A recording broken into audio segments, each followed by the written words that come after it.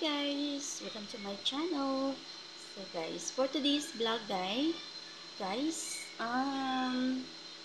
share ko lang sa inyo guys um, sa mga gustong mag-abroad or first timer abroad. Then sa mga first timer guys na sasalang pa lang sa TESDA. So ayan guys, so kailangan po yan sa mga mag-abroad guys, magti-TESDA talaga. So ang kasalukuyan guys, ang kailangan talaga nating um, matutunan kasi ito, i-share ko sa inyo guys kung paano gamitin ang coffee maker. So ayan. So kadalasan kasi guys, sa experience ko noon,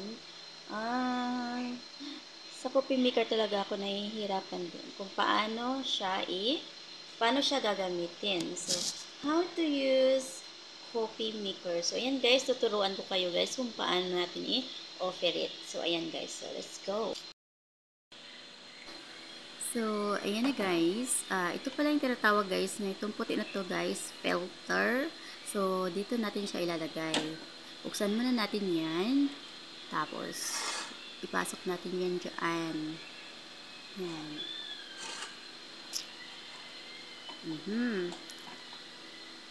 Ayan pala yun. Yan yung parang basket-basket. Dyan po natin ilalagay yung filter. Kasi dyan po natin ilalagay yung black coffee. So, ayan na. Dito, ganyan. Ganyan lang siya guys. Ayan.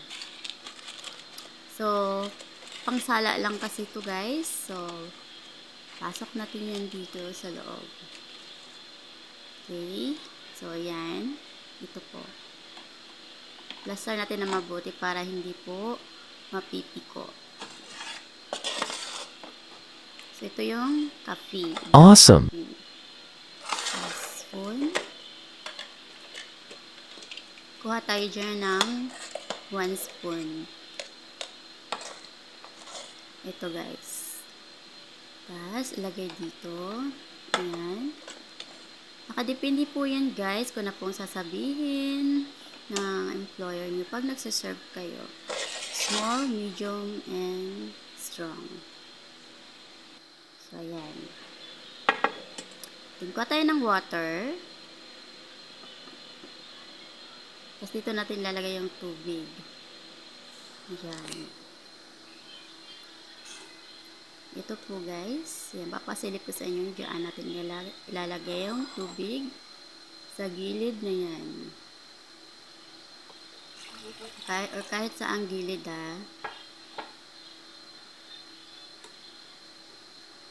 Yan. Pwede din dito. Kasi saang gilid, pwede yan. Tapos, saksak natin to dito.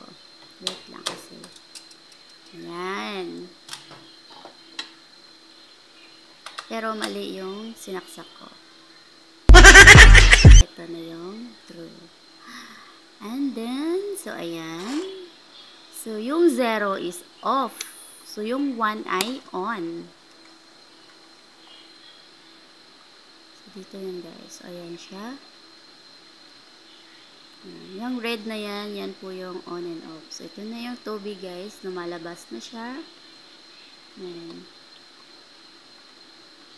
Antayin lang natin guys na matapos to.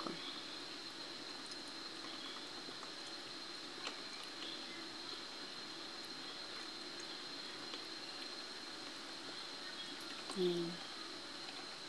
So, black na siya guys.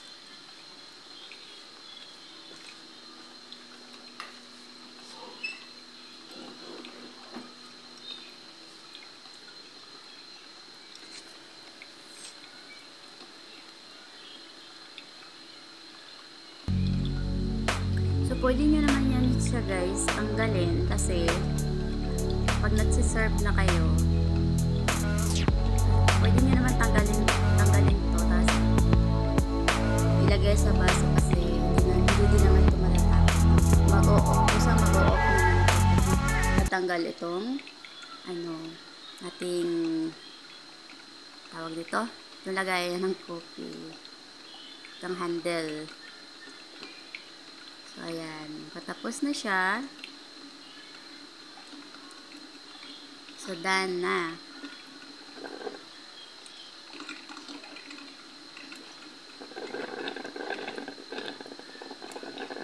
Oh my God. Haha.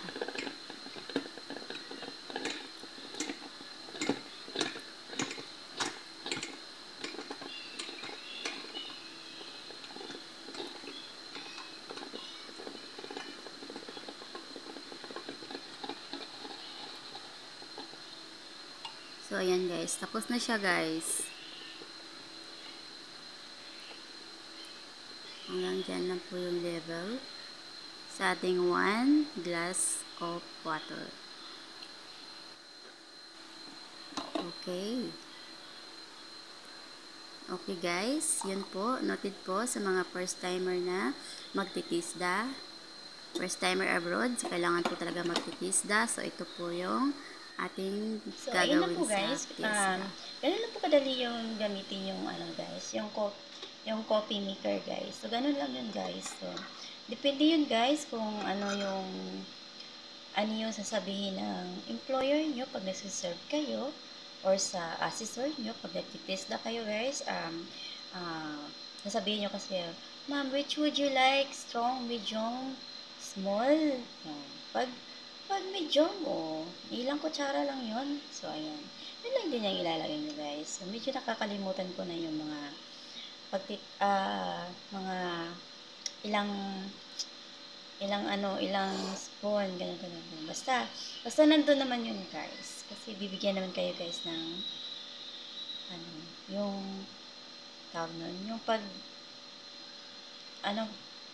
anohan nyo, guys, yung wait. Sinusulat nyo guys sa papel guys. Sa pinapapractice nyo guys. Doon. Basta yun lang yun guys. Yung importante guys. Yung how to make coffee or how to make Arabic. Pero guys, yung Arabic coffee guys. Basta depende lang din yun guys. Sa magiging employer nyo guys. Guys, akin dito, hindi naman ako gumagawa ng Arabic coffee. So, black coffee talaga. So, ayan lang guys. Ang i-share ko sa inyo guys. So, basta yun lang yun guys. Ito, ganun lang yung pag-ano.